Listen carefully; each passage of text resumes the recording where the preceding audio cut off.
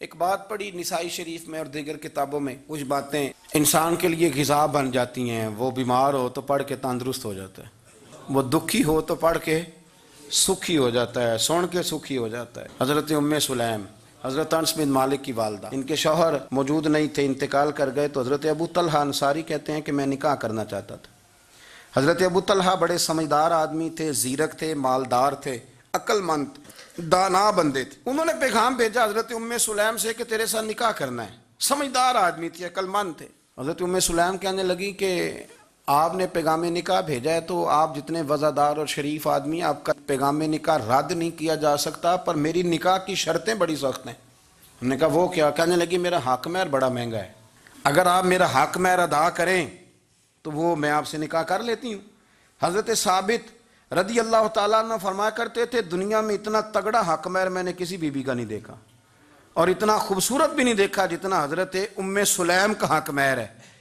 حضرت ابو طلحہ کہنے لگے بی بی تو حق مہر بتا، تیرا کیا حق مہر ہے؟ دیکھو ان لوگوں کا ایمان کتنا مضبوط تھا، تعلق کتنا گہرا تھا۔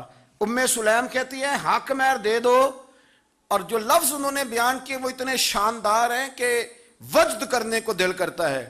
فرمانے لگی بس حق مہر لوں گی، اس کے بعد کسی چیز کا سوال نہیں کروں گی، ساری زندگی خرچہ نہیں مانگوں گی، روٹی پانی کپڑا جو دو گے پہن لوں گی، پر ایک حق مہر وہ اگر دیتے ہو تو میں نکاح کر لیتی ہوں، اس کے علاوہ سوال کوئی نہیں۔